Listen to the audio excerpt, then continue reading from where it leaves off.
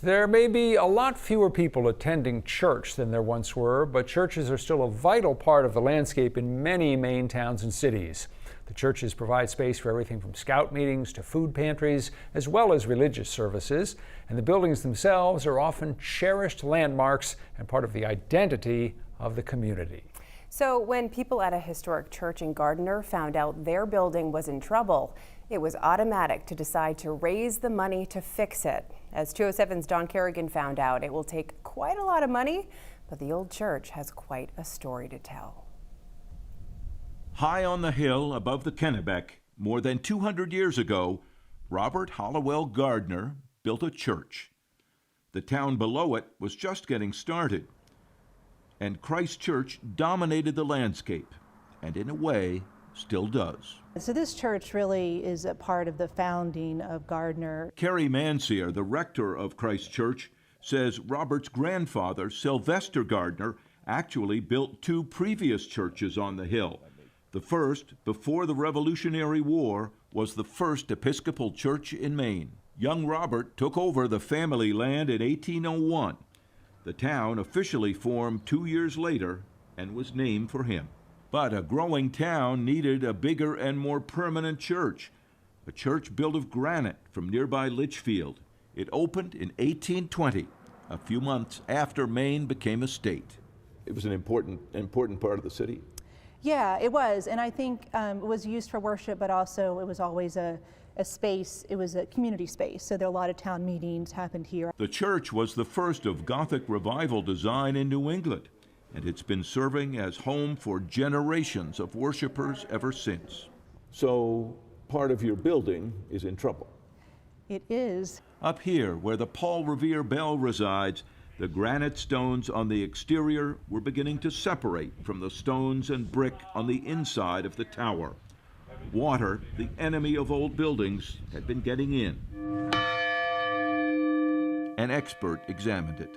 And indeed, there were critical deficiencies, is what they call it, structural deficiencies within the tower that need to be addressed within a couple of years. Is it in danger of collapse? Not imminently, but within a couple of years, if we don't address the structural deficiencies, it would become dangerous. And a price tag for those repairs that could take your breath away. We're looking at around $1 million probably to rehabilitate the tower.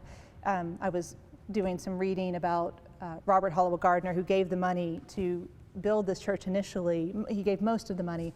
It was only about $14,000 to build the church. And I'm sure he never could imagine that 200 years later, it would cost $1 million to have masons take each tower wall apart, repair and replace every stone exactly where it was, and make sure the water stays out. But when you first heard that number, what'd you think?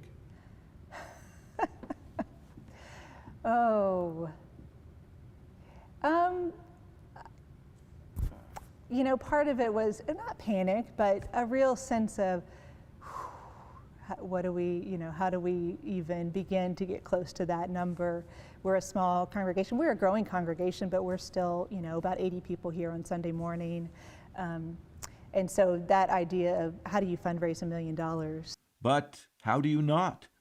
Their city's founding, its history, and so many years of life are in these stones. I mean, the architecture of this is fascinating. Yeah, Gothic was a new, one of the few that were built this way in New England at the time.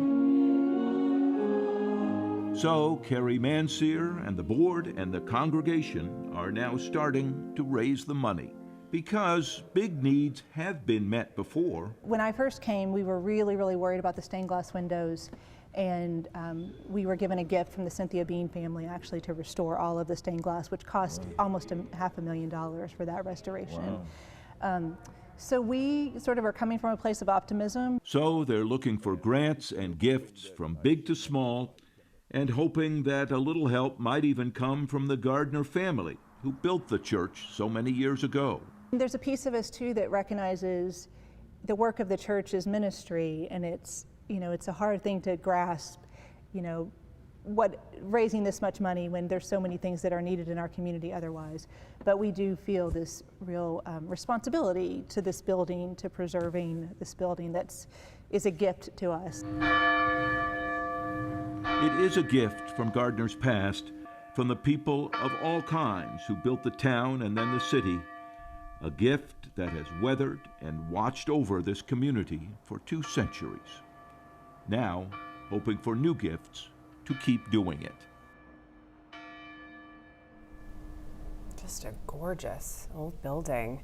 Christ Church is on the National Register of Historic Places and features unique architecture inside as well as out. Carrie Manser says besides the regular worship services, the church has been home to scout meetings and other local groups for decades.